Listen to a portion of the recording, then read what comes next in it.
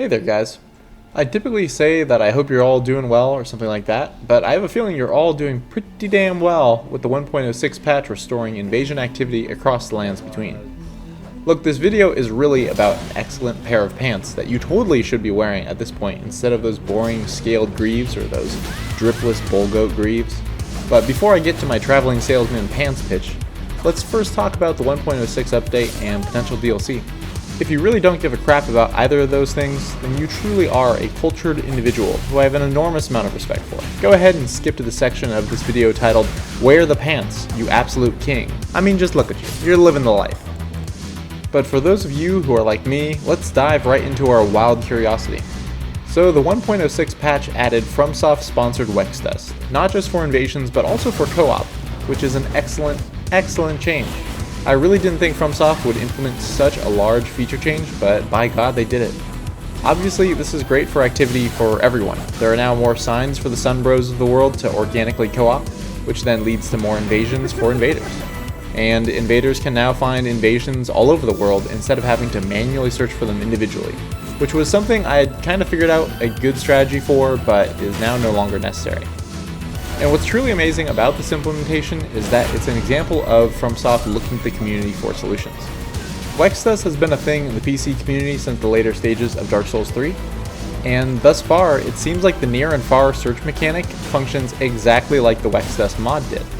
So that's pretty cool, but to me it just deepens the mystery of what kind of studio From Software really is. Like in the closed network test, Estes canceling and the bow glitch was still a thing before they fixed it before launch, so it's like they weren't aware of any of the worst stuff that came at the end of Dark Souls 3's lifecycle. But then they straight up implemented a fix for poor activity that the community created at the end of Dark Souls 3's lifecycle. So, are they listening? Are they aware of our plight?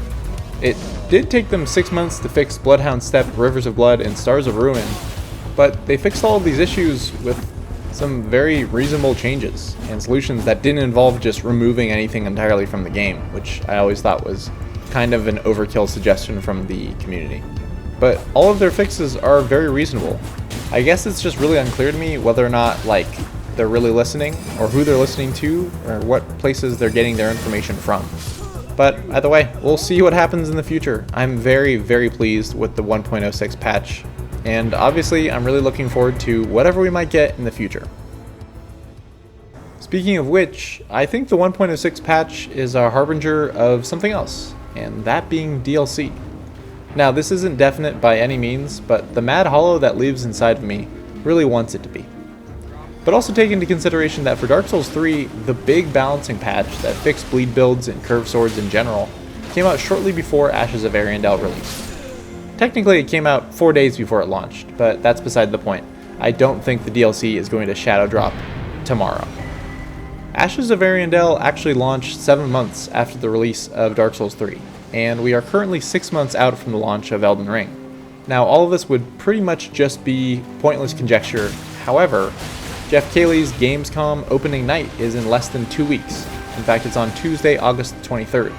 And that, in my opinion, would be a fantastic time and place to drop a trailer for any DLC that might be in the works. Especially since Jeff Keighley was the guy who got FromSoft on board to show off the gameplay trailer for Elden Ring at his show.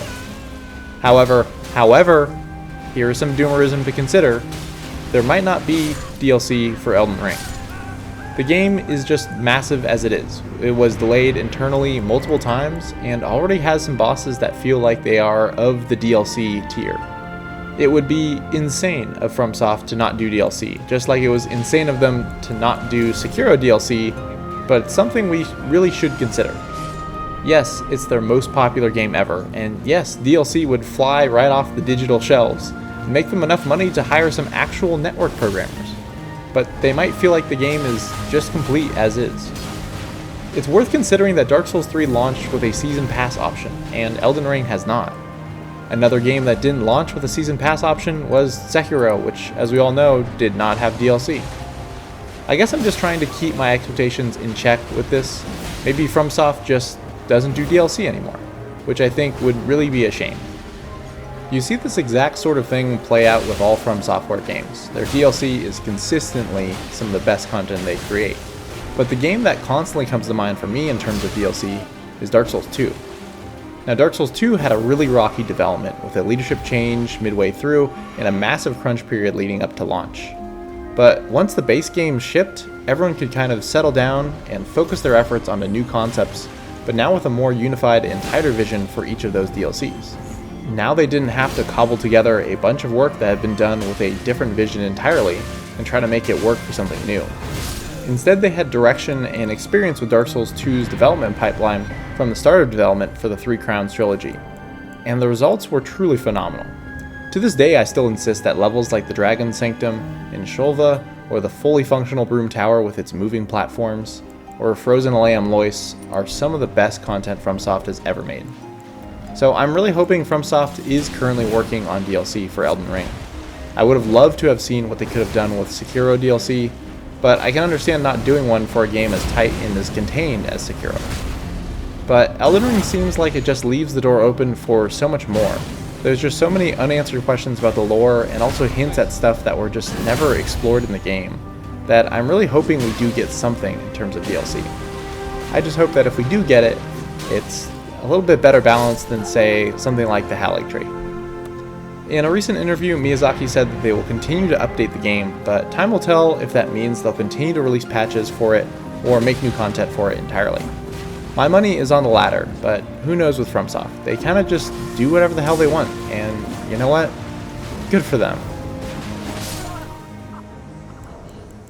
And now, it is finally time to talk about the best pair of pants in this game. Now you might be saying, holy shit Rofo, is this really worth making an entire video over? And to that, I'd say shut your mouth. Fashion and style are the only things that matter in this game, and if you try to tell me otherwise, I will just assume you're one of those crab-brained, bull-goated, dual-cross Naginata L1 pressers. No, I am not generalizing in the slightest. Shut up. Look, I have a very large gripe with fashion in this game in general, and the reasoning is that this game has close to zero crotch and thigh fashion. With the exception of the Banished Knight armor codpiece. Give me more codpieces in this game, you cowards. Our crotches need protecting. But seriously, so much of the leg armor in this game is just greaves up to the knees and then black cloth beyond that. Which would be totally fine because that was also the case for quite a lot of the pants in Dark Souls 3. But the key difference here is that Dark Souls 3 chest armors had these cool drapings and skirts and cloth that would hang down from the hips to at least give you some coverage there. But in Elden Ring, very, very few chest armor pieces have those cloth drapings. There's so much cool armor in this game that just stops right at your hips.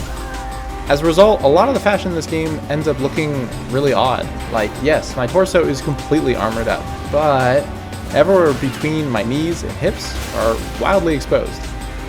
And I know, we're playing this weeb video game about, dressing up our cool Barbie dolls, but that's the whole point. I want my action figure to look like an actual knight, and it doesn't really look like a knight when you just have all this missing armor on it. Some of the most efficient armor in this game in terms of poise to weight ratio does exactly that, just ends at the hips. And the heavier leg armor in the game either does the exact same thing or is just very hard to combine with other armor sets. You cannot tell me that the Bull Goat's greaves look good with all but maybe 2 armor sets in the entire game. And the same goes for the Omen set or Lionel's set, just very chunky, ugly armor that is hard to pair with almost anything else. But have you heard of the Fire Prelate greaves? That's right, the Fire Prelate, aka Lord Vessel Smo. There's only 3 or 4 variations of this enemy in the entire game. They tend to be kind of out of the way, but there's one in Fort Lyde from the Seathwater Terminus that is your best bet for farming the greaves due to general proximity to a bonfire, and also the relative low level of the enemy, so he'll just die quicker. And you might look at the Lord Vessel Smo and say, oh but Rofo, I played Dark Souls 1 and 3, and I know that Smo's leggings give my character the most thunderous thighs in existence. I'm sorry, but I don't want the clap of my Smo cheeks to alert the enemies that I sneak up on while crouching. But that's where you're wrong, bozo. This is the best part. The armor actually conforms to your player character, despite them looking like thunder thighs in the menu. So I have this small, armored up Karian assassin who's supposed to be light on our feet, but I also have 45 poise on this build despite wearing the blue chainmail armor. You'll find no bull goats here, bucko. And you know what else is nice? These pants have armor that goes all the way up to the thighs of the character. So I can have my cool fashion and my poise and not look like I'm wearing crotchless chaps. You could of course wear Blide's Greaves, which also look great, but lack the metric fuckload of poise that you get from the Fire Prelate.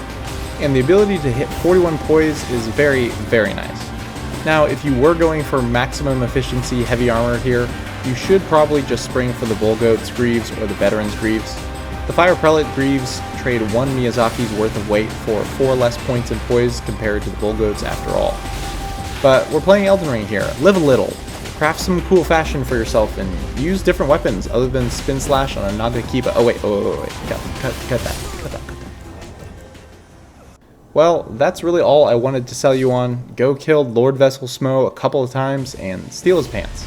I'm really happy that the 1.06 update is here, not just because now I don't have to worry about getting instantly one-shot from off-screen by Corpse Piler, or quickly whittled down by stars of perfect tracking. I'm happy that a ton of people's enthusiasm for the game seems to have been revitalized. Earlier this week I had such a blast for a quote-unquote short, quick stream from Felicificity that lasted 6 hours. And that whole stream was just clip upon clip of hilarity, the type of invasions that remind you why we love invasions in the first place. It's those kind of invasions which are the reason that we're not all just playing some random fighting game where every encounter takes place on a flat surface in an arena. Even the bigger content creators like Peeve and Scott Jund are coming back to the game for at least a little bit. I don't know how long they'll stay, but that's always a good sign, honestly. I do want to give a shout out to those that never really left in the first place, even when activity looked rather dire and the rivers were filled with blood and bees.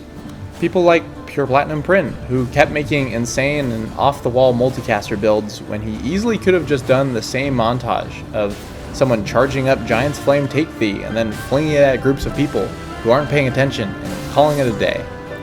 And shout out to DangaJM, who kept making videos about keeping the faith, well, literally, and spurning the easy doomerisms around the 1.05 patch in favor of looking back at the history of how FromSoft tends to support their games, while still making excellent invader content. That was a big motivator for me. That kept me in the game for quite a while longer.